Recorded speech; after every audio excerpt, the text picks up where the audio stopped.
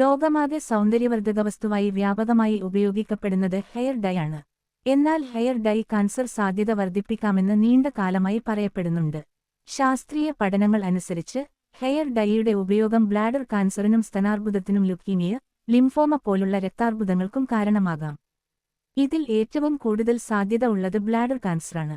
International agency for research on cancer (IARC) വ്യക്തമാക്കുന്നതുപോലെ hair ഡൈയിൽ ചില അപകടകരമായ രാസവസ്തുക്കളുണ്ട്. ഇവ കാൻസറിന് കാരണമാകാൻ സാധ്യതയുള്ളവയാണ്. ബാർബർമാർ, ഹെയർഡ്രസ്സേഴ്സ്, സലൂണുകളിൽ ജോലി ചെയ്യുന്നവർ പോലെ ഹെയർ ഡൈയുമായി സ്ഥിരമായി സമ്പർക്കത്തിലാകുന്ന പ്രൊഫഷണലുകൾക്ക് കാൻസർ വരാനുള്ള സാധ്യത കൂടുതലാണ്.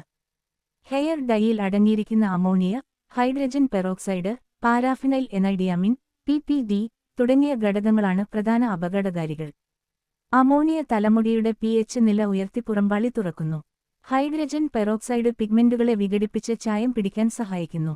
PPD തലമുടിയിൽ ദീർഘകാലം നിലനിൽക്കുന്ന നിറം നൽകുന്ന രാസഘടകമാണ്. ഈ ഘടകങ്ങൾ ഫലപ്രദമാണെങ്കിലും പാർശ്വഫലങ്ങൾ ഉണ്ടാക്കാം.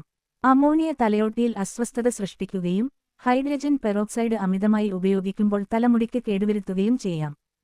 PPD ചിലരിൽ അലർജി ഉണർത്തും. ഈ രാസവസ്തുക്കൾ തലയോട്ടിയിലൂടെ ശരീരത്തിൽ പ്രവേശിച്ച് രക്തത്തിൽ കലർന്ന് പിന്നീട് മൂത്രസഞ്ചിയിലേക്ക് എത്തുകയും അത് കാൻസറിന് കാരണമാകാൻ സാധ്യത ഉണ്ടാകുകയും ചെയ്യുന്നു. വീടുകളിൽ ഇടയ്ക്കിടയ്ക്ക് ഹെയർ ഡൈ ഉപയോഗിക്കുന്നവർക്ക് കാൻസർ സാധ്യത വളരെ കുറവാണ്. എന്നാൽ ജോലി ചെയ്യുന്ന സ്ഥലത്ത് ദൈർഘ്യമായി ഹെയർ ഡൈ ഉപയോഗിക്കുന്നവർ വളരെ ജാഗ്രത പാലിക്കണം.